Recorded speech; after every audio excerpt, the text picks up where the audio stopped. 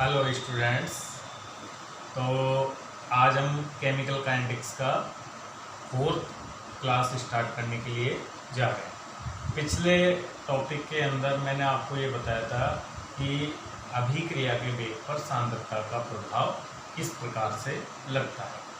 अब उसको एक्सप्लेन करने के लिए फिर मैंने आपको दर नियम बताया था, रेट लॉ कैसे निर्धारित किया जाता है प्रायोगिक डेटाओं से, ये मैंने आपको सिखाया। तो उस पर ही एक स्टूडेंट्स ने प्रॉब्लम पूछी है कि अगर हमें सांद्रता के बारे में पूछा जाए तो हम डेटाओं से कुछ सांद्रता भी निकाल सकते हैं। जैसे कि 4.12 क्वेश्चन उन्होंने पूछा है और किया भी सही है, बताया था मेरे को कि किया भी सही है क्वेश्चन को। लेकिन मैं इसको करने का एक और तरीका आपको बता देता हूँ कि आप इसको डायरेक्ट भी कैसे कर सकते हैं। जैसे क्वेश्चन कह रहा है ए तथा बी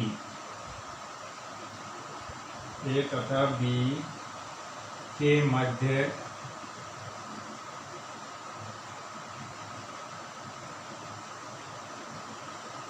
अभिक्रिया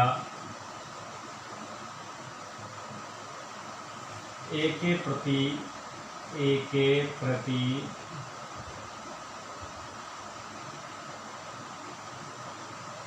प्रथम तथा बी के प्रति द्वितीय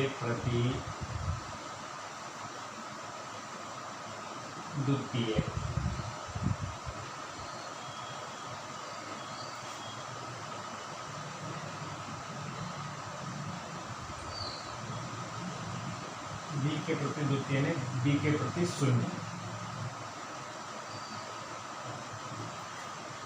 कोटि की है, कोटि है। ओके। और निम्न तालिका में रिक्त स्थान भरने हैं। प्रयोग 1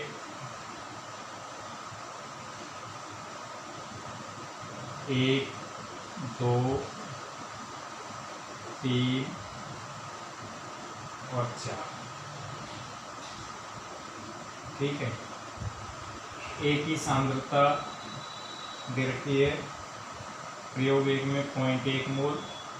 प्रयोग 2 में हम क्या लें 0.4 और यहाँ रिक्त छोड़ दी गई है। फिर बी की सांद्रता हमको दे रखी है 0.1 पहले प्रयोग के लिए, दूसरे प्रयोग के लिए 0.2 दे रखी है, तीसरे के लिए 0.4 दे रखी है और चौथे के लिए 0.2 दे रखी है। प्रारंभिक वेग रेट यहाँ हमको दे रखी है 2 × 10⁻² मोलर, 4 × 10⁻² और 2 × अच्छा ये रिक्त छोड़ रखी है और 2 × 10⁻² मोलर रिक्त स्थानों को भरवा रहा है प्रश्न। अच्छा, पहले हमारे पास ये रिक्त स्थान भरे हुए आते थे। पिछले प्रश्न में जो मैंने उठाया था उसमें ये रिक्त स्थान भरे हुए आते थे, हम दर नियम निकालते थे। अब हमको इस बार क्या कर रखा है प्रश्न ने कि ऑलरेडी हमको दर नियम के लिए ए के प्रति प्रथम और बी के लिए शून्य दे रखी है। तो यानी दर नियम क्या होगा इसका, अगर मैं आपको दर नियम लिखूं तो हमको पता है दर नियम इसका क्या होगा। तो दर नियम इसका हो जाएगा R बराबर के ए के प्रति कितने की है प्रथम और बी के प्रति शून्य। और आप जानते ही हो कि किसी की भी पावर शून्य का मीनिंग क्या होता है। किसी भी पावर शून्य का मतलब होता है 1। तो ये तो 1 हो गया। अब इसका ये मीनिंग जाता है कि भाई ए की अभिक्रिया का वेग केवल ए की सांद्रता पर ही निर्भर करता है, बी की सांद्रता पर निर्भर बिल्कुल नहीं करता। तो हमको बी से यहाँ कोई मतलब नहीं, समझ गए। अब बी से कोई मतलब नहीं है तो अब हम सीधे भी निकाल सकते हैं, जैसे उसने सॉल्व करके सही उत्तर आया था, जो मुझे सॉल्यूशन भेजा गया है उसमें बिल्कुल सही उत्तर आया था। लेकिन मैं ये कह रहा हूँ कि आपको इतना सोचने की ज़रूरत ही नहीं है। अब यहाँ a की पावर 1 है, इसका मतलब है a के सीधे समानुपाती है वेग। अगर सांद्रता दुगनी होगा तो वेग भी दुगना होगा, सांद्रता आधी होगी तो वेग भी आधा हो जाएगा, या वेग 4 गुना होगा तो सांद्रता भी 4 गुना हो जाएगी। अब आप यहाँ से यहाँ देखिए जरा क्या हो रहा है, वेग दुगना हो रहा है कि नहीं हो रहा है, दुगना हो रहा है ना। तो यहाँ से यहाँ सांद्रता दुगनी नहीं होगी एक ही, तो 0.1 है तो क्या हो जाएगी 0.2 हो जाएगी। ये लो भर गया हमारा 40 का, हो गया सो। अच्छा अब यहाँ से यहाँ, अब वेग अपन जानते हैं कि यहाँ से यहाँ वेग दुगना हो रहा है, तो b का तो कोई असर है ही नहीं। अब देखो 0.2 से 0.4 एक ही सांद्रता आधी हो रही है ना, तो इसका मतलब है यहाँ वेग भी आधा हो जाएगा, तो यहाँ क्या आएगा 2 × 10 की घात -2 आएगा। हो गया सब ओके। अब यहाँ से यहाँ हमको देखना है, तो यहाँ खाली स्थान में क्या आया है 2 से, अच्छा सॉरी 2 से 4 हो रहा है ना, तो सांद्रता आधी नहीं हो रही दुगनी हो रही है, तो वेग क्या हो जाएगा दुगना हो जाएगा 8 × 10 की घात -2। अब यहाँ से यहाँ क्या हो रहा है, वेग हो रहा है कितना 2 से 8, न्यू पढ़ लो से 2 से 8 होना यानी कितना हो रहा है 2 एकम 2 2 4 4 2 की पावर 3 है, यानी वेग हो रहा है लगभग दुगना 1/3, यानी पावर क्या होनी चाहिए 8 का आधा 4, 4 का आधा 2, यानी 1 की पावर 1/3 आएगी। 1/3 हो रहा है एक तरह से, तो यहाँ भी सांद्रता भी क्या हो जाएगी जो इस अनुपात में घटी है उसी अनुपात में हो जाएगी, यानी 0.1 हो जाएगी सांद्रता। ठीक है, तो देख सॉल्व करके निकाल लेते हैं। तो पहले हमारे पास 8 × 10 की घात -2 वेग था, के तो है ही, और सांद्रता जब 8 था तब कितनी थी 0.4 था की पावर 1, ये समीकरण 1 हो गई। इसी तरह जब ये हमको पता नहीं है लेकिन वेग पता है 2 × 10 की घात -2 के, और सांद्रता हमको ज्ञात करनी है, पता नहीं है कि पावर 1। के से के कैंसिल आउट, इसका भाग इसमें कितनी बार जाएगा 4 बार जाएगा, और 4 से ये 0.1 बार कट जाएगा, तो दी गई सांद्रता कितनी हो गई 0.1 हो गई। ऐसे सॉल्व हो गई सब ओके। तो प्रश्नों को करने के ये तरीके हैं और सारणी बढ़ने के भी ये तरीके हैं। अगर पावर हो तो वही असर सांद्रता 1 हो तो जो असर सांद्रता पे पड़ता है वही असर वेग पे पड़ता है। तो ये हमारे एक सॉल्व करने के तरीके रहे। एक और प्रश्न पूछा है उसको भी, अच्छा एक बात मुझे ये बताइए कि आखिर हम ये दर नियम निकालना सीखे क्यों? दर नियम निकालना हम इसलिए सीखे हैं ताकि हम अभिक्रिया के वेग पर सांद्रता का प्रभाव आसानी से समझ सके। तो आसानी से अब कैसे समझ सकते हैं हम?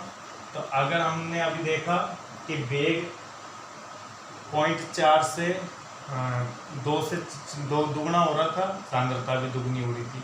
अगर हमको दर नियम पता है तो हम सांद्रता का असर वेग पर कैसे पड़ने वाला है ये आसानी से कैलकुलेट कर सकते हैं। जैसे एक और प्रश्न पूछा था उसको भी मैं करके दिखा देता हूँ कि भाई सांद्रता का असर कैसे समझाया जाता है। प्रश्न था आपके बिल्कुल सही उत्तर निकाला है 0.2 0.1। इन्होंने फिर एक क्वेश्चन और पूछा 4.9। 4.9 प्रश्न ये है, एक अभिक्रिया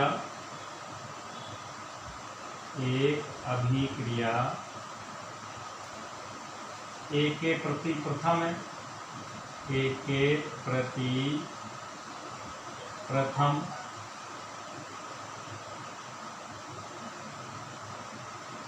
तथा बी के प्रति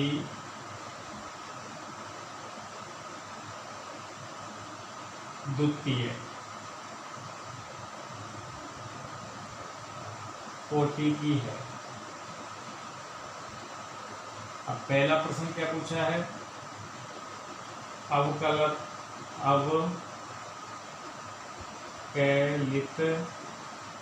अवकल वेग नियम, वेग समीकरण लिखिए। तो अवकल वेग समीकरण का मतलब बेटा वही होता है दर नियम। दर नियम को ही अवकल वेग नियम कहते हैं। तो दर नियम जब हम, वैसे तो देखो अभिक्रिया को देखने के बता नहीं सकते, लेकिन जब प्रश्न कह रहा है ए के प्रति प्रथम है तो ए के ऊपर तो क्या लगा दो, एक, और बी के प्रति द्वितीय है तो बी के ऊपर क्या लगा दो, दो। ये अवकल दर नियम हो गया, ऐसे निकलेगा। अब कह रहा है बी की सांद्रता 3 गुना करने से, तो मैंने कहा अब तो दर नियम सामने आ गया ना। अब तो हम सांद्रता का प्रभाव वेग, सांद्रता से वेग कैसे प्रभावित होगा आसानी से बता सकते हैं। जब तक ये नहीं आए तब तक नहीं बता सकते हो, लेकिन जब ये आ जाए तब तो आसानी। अब क्वेश्चन कह रहा है बी की सांद्रता को 3 गुना कर रहा है, तो बी की सांद्रता, तो एक समीकरण तो हम यही मान लेते हैं। अब दूसरा नया वेग पूछा है, उसको आर डैश मान लो आप।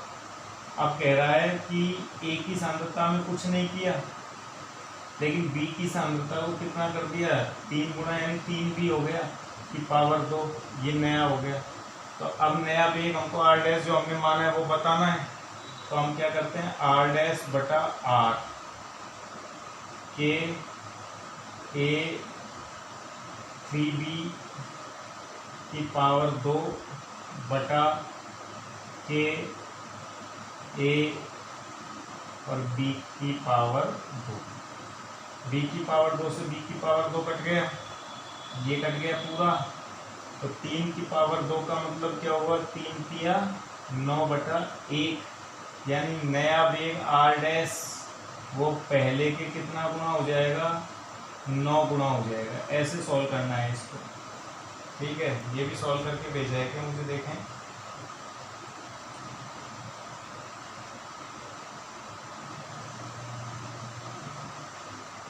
तीसरे पार्ट के अंदर, तो तीसरे पार्ट में देख लेते हैं। अब तीसरे पार्ट में क्या, ए और बी दोनों की सांद्रता दुगनी की है, तो ये तो हो गया 9 गुना दूसरा पार्ट। अब हम तीसरा पार्ट सोल्व करते हैं। तो दोनों की सांद्रता दुगनी की है, इसका मतलब ये भी दुगना और ये भी दुगना, ओके।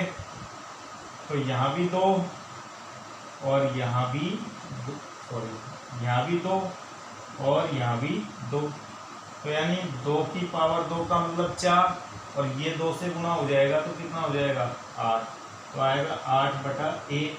तो नया वेग कितना हो जाएगा, पुराने वेग का 8 गुना हो जाएगा। बिल्कुल सही उत्तर आया, लेकिन आपको बोर्ड में तरीके से भी तो करना पड़ेगा। तो तरीका आपको ये फॉलो करना है, समीकरण बनानी होती है और समीकरण से नए वेग को निकालना होता है। तो ये तो पूछी गई प्रॉब्लम्स थी, हालांकि प्रॉब्लम्स स्टूडेंट ने खुद ने ही कर ली थी, लेकिन कंफर्म के लिए आपको मैंने तरीके से कैसे सॉल्व होता है ये बता दिया। अब मैं टॉपिक को आगे बढ़ाता हूँ। तो देखो, जब प्रॉब्लम आप टाइम टू टाइम करोगे तो डेफिनेटली आपको खुद को कॉन्फिडेंस आएगा कि हम प्रॉब्लम 12वीं की कर रहे हैं। अब जबकि आपने अभी फिजिकली कहें तो एक भी क्लास 12वीं की अटेंड नहीं की जैसे अपन लोग पढ़ते थे, लेकिन आज मुझे भी विश्वास हो रहा है कि जब बच्चे क्वेश्चन सॉल्व कर रहे हैं, एक एक क्वेश्चन को सॉल्व करके मुझे दिखा रहे हैं, तो इसका ये मतलब है कि हमारी एक तरह से फिजिकल क्लास ही चल रही है, आपके चैप्टर क्लियर हो रहे हैं। अब अपन इसी टॉपिक को अब आगे कैसे बढ़ाते हैं वो देखते हैं। तो हमने सांद्रता का प्रभाव पढ़ने के लिए बेटा ये पढ़ा कि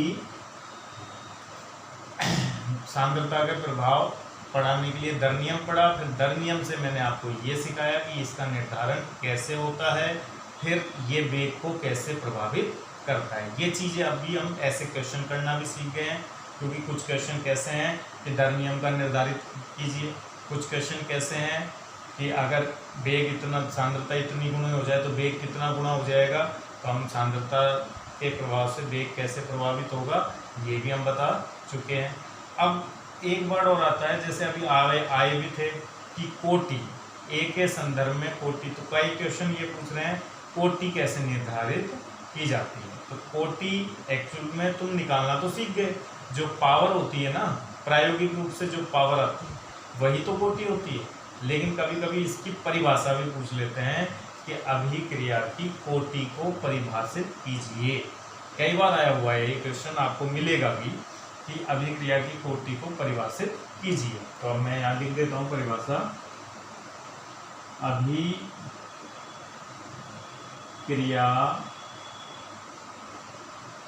की कोटि। तो सबसे पहला, और इसको इंग्लिश में बोलते हैं ऑर्डर ऑफ रिएक्शन। अभिक्रिया की कोटि, ऑर्डर ऑफ रिएक्शन। तो सबसे पहले तो मैं आपको ये बता दूं बेटा कि अभिक्रिया की जो कोटि है वो वैसे तो आप सीख गए, अगर आपने अब तक की क्लास देखी है तो कोटि कई क्वेश्चनों में यूज हुआ है। बट अभी भी मैंने क्वेश्चन लिखे थे, उसमें ए के संदर्भ में प्रथम कोटि की है, बी के संदर्भ में द्वितीय कोटि की है। 4.12 में ये लैंग्वेज थी, ए के संदर्भ में प्रथम कोटि की है, बी के संदर्भ में शून्य कोटि की। संदर्भ का मतलब है कोटि हर एक अभिकारक के प्रति अलग अलग हो सकती है, लेकिन आती कैसे है, प्रायोगिक रूप से आती है। हम खुद अभिक्रिया को ये बता भी नहीं सकते हैं। तो कोटि की बस यही तो परिभाषा है, किसी भी अभिक्रिया के प्रायोगिक रूप से निर्धारित दर व्यंजक में प्रयुक्त घातांक का बीजगणितीय योग ही अभिक्रिया की कोटि होता है। किसी अभिक्रिया के लिए प्रायोगिक रूप से निर्धारित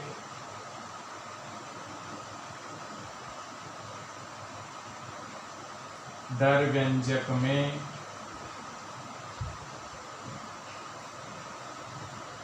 प्रयुक्त होने वाली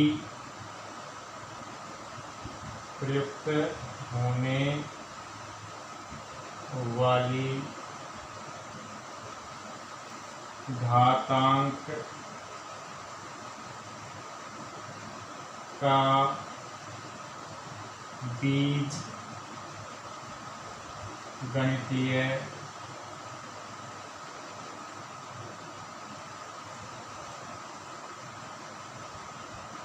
योग ही कोटि कहलाता है।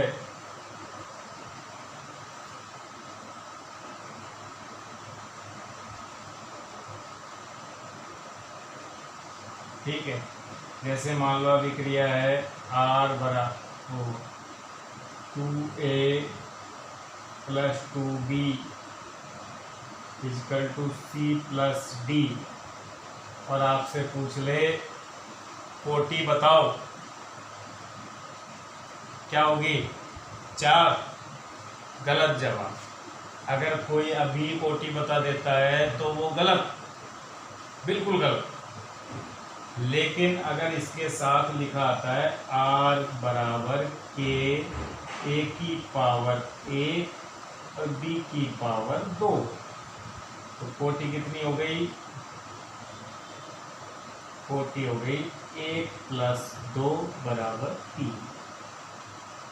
समझो, इसे देख के कोटि नहीं बताएंगे, लेकिन दर नियम को देख के कोटि आसानी से बता देंगे।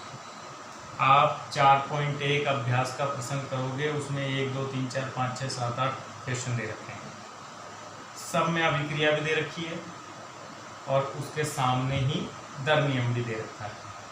फटाफट कोटि बताते जो एक क्वेश्चन सॉल्व होता है और एक क्वेश्चन आता भी है। अब आप जैसे किताब खोलोगे, क्वेश्चन को देखोगे और आपको लगेगा इतनी सी बात सिखाइए, क्वेश्चन तमाम सॉल्व हो गए।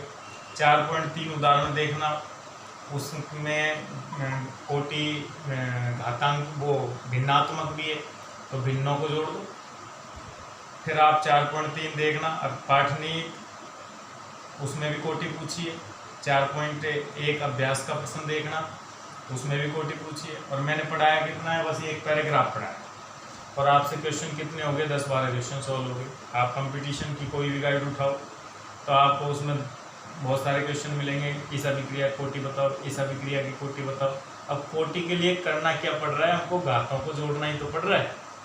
तो अगर हम एक छोटा सा फंडा सीख लेते हैं कि कोटि कैसे बताई जाती है, कोटि की क्या नॉलेज है, तुरंत क्वेश्चन होने लगेंगे। हाँ, लेकिन आप ये हमेशा कान खोल के सुन लो कि कभी कभी प्रश्न आपको बेवकूफ़ बनाएगा। प्रश्न आपको दर नियम छुपा के देगा या दर नियम निकलवाने की, दर नियम निकालना भी जानते हो, डेटा दे देगा फिर कोटि पूछेगा। तो कुछ लोग क्या है कि इनको देख के कोटि बता देते हैं और उनसे ये गलती करवाने के लिए प्रश्न ऐसे प्रस्तुतिकरण करता है कि बच्चा गलती करे, जल्दी से कोटि बताए। 4.6 क्वेश्चन देखना अभ्यास का ही। तो इन सब में आपको एक ही कंफ्यूज करता है क्वेश्चन कि कोई कोटि बता दे, दर नियम को ना देखे। लेकिन आपको मैंने क्लियर कर दिया है कि कोटि बताने के लिए दर नियम की ज़रूरत पड़ती है, बिना दर नियम के कोटि नहीं बता सकते। अब कभी कभी तो दर नियम सीधे दे देता है, जैसे मैंने अभी प्रश्न बताए थे उनमें दर नियम आपको सीधे दिए होगा। कभी कभी दर नियम की गणना हमको पहले करनी पड़ती है, जो मैंने आपको करना सिखा दिया है, फिर आप कोटि बताते हो। कभी कभी ऐसा भी होता है कि अभिक्रिया की क्रियाविधि दी हुई होती है, क्रियाविधि के बाद कोटि पूछी जाती है। तो दर नियम की गणना क्रियाविधि से भी होती है और फिर कोटि की परिभाषा बदल जाती है। तो दर नियम की एक और कोटि की एक और परिभाषा है, वो मैं आपको बता देता हूँ। सेकंड परिभाषा,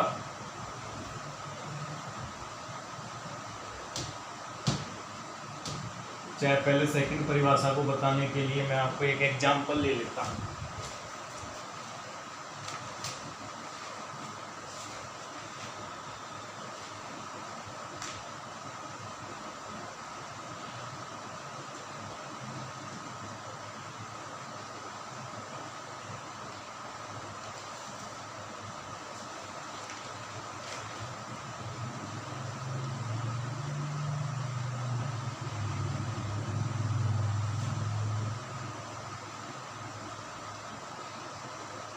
ये है, देखो इसके अंदर एग्जाम्पल है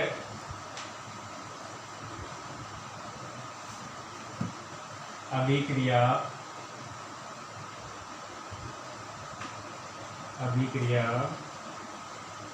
2O3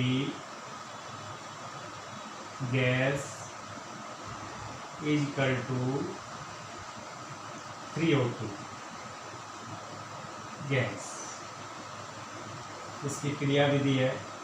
क्रियाविधि आपको दे, अगर अभिक्रिया का प्रायोगिक डाटा नहीं देगा ना तो आपको क्रियाविधि देगा प्रश्न। फिर ये दे रखी है O3, इसमें पहले पद फर्स्ट है, तो पद फर्स्ट जिसमें आपको दे रखा है O3 गैस है, वो उत्क्रमणीय रूप से O2 गैस प्लस ऑक्सीजन परमाणु में टूटती है। ये पद है आपके तीव्र गति से होता है, ये तीव्र पद है, ठीक है। फिर पद 2 है,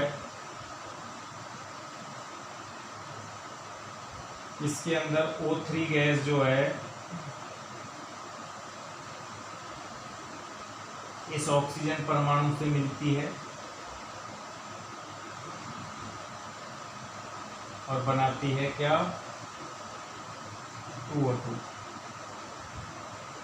अगर आप नेट अभिक्रिया कर लो तो यही आएगी, क्योंकि ये ऑक्सीजन से ये ऑक्सीजन कट जाएगा, O3 और O3 2O3 और O2 प्लस 2O2 3O2। ये है धीमा। अब ये क्रियाविधि दे रखी है।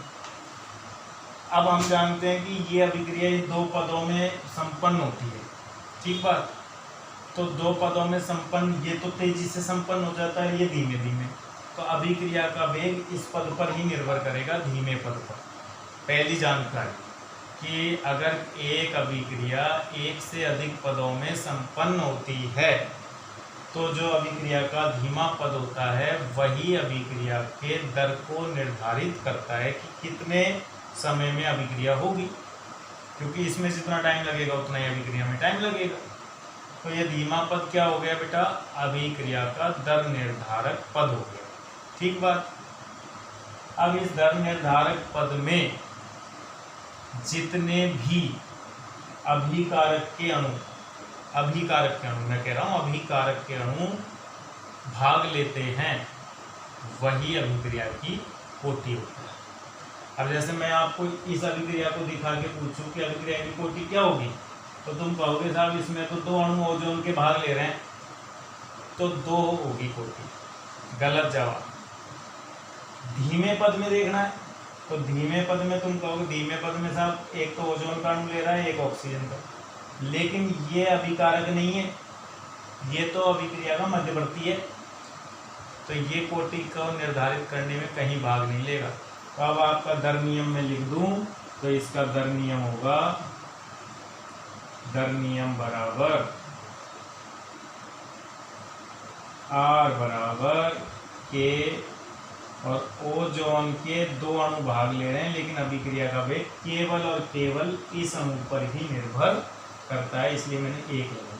तो कोटि क्या होगी इसकी, अच्छा कोटि होगी इसकी। अब कोटि बताने के लिए देखो अभी ये और आ रहा है, लेकिन पहले मैं इसका मान और निकालूंगा। कोटि निकालने के लिए अब मैं क्या करूँगा कि ये इस पर निर्भर करेगा अभिक्रिया का वेग, तो इसमें ये O भी शामिल है, ठीक है।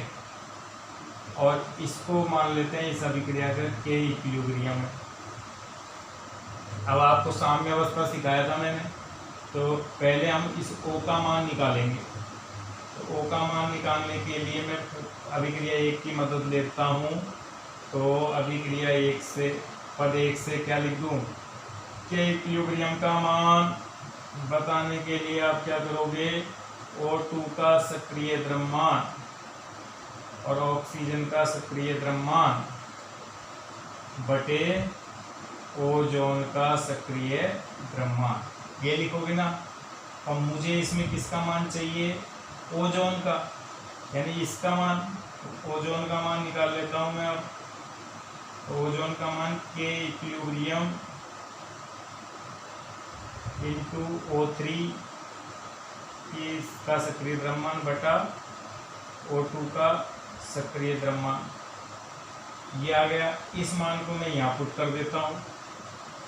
तो R बराबर O3 के, ये के और O3 और O का मान ये रहा, तो K और K इक्विलिब्रियम हो गया ना। O3 और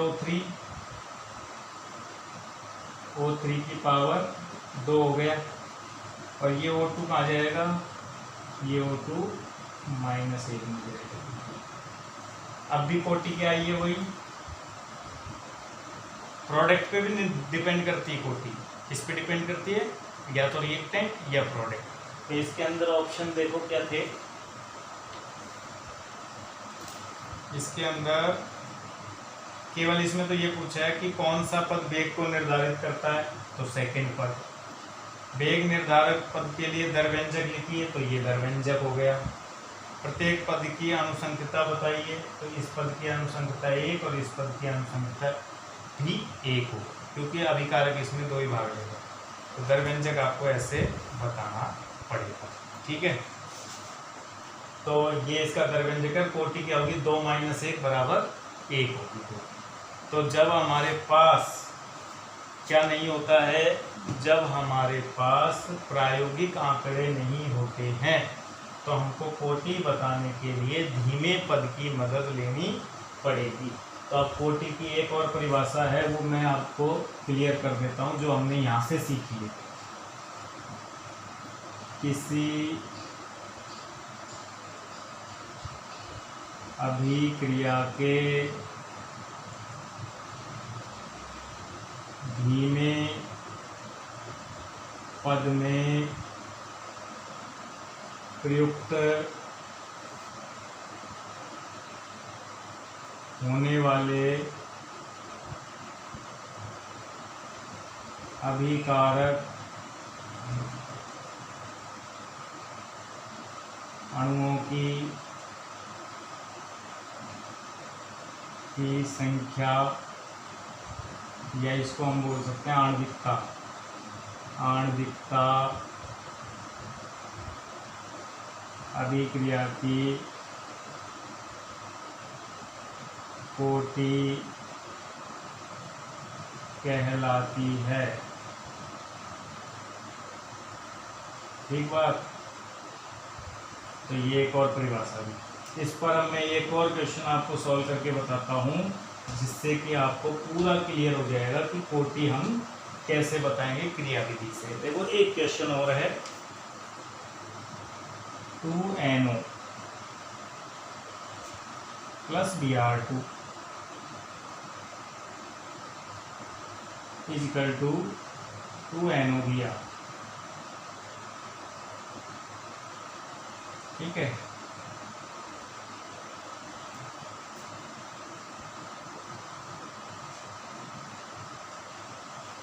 NOBr पद फर्स्ट, क्रियाविधि दिखाता हूँ इसकी क्रियाविधि। एक पद में तो ये होती है NO प्लस Br2, उत्क्रमणीय है, तीव्र है, बनता है NOBr2। दूसरे पद में होती है NOBr2 प्लस NO, ये धीमा है, बनता है 2NOBr। ठीक है। वही वेग व्यंजक में कोटि बताओ, वेग व्यंजक, अब आप बताना, देखो कल तक वह कोटि, फिर अगली क्लास में मैं बताऊंगा आपको। एक और क्वेश्चन ले लेते हैं।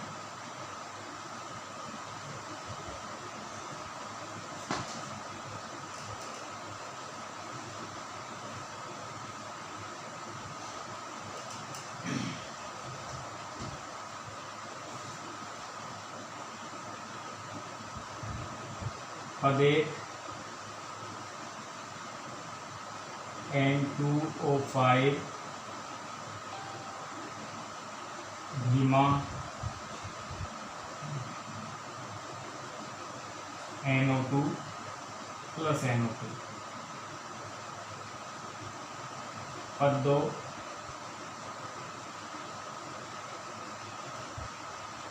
N2O5 प्लस NO2, तीव्र,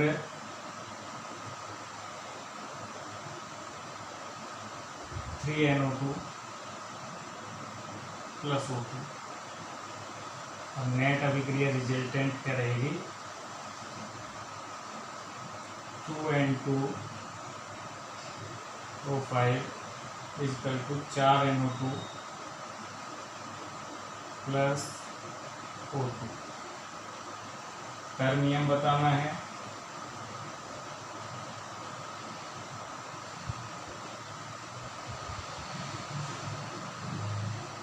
और कोटि अपने आप ही पता लग जाएगी।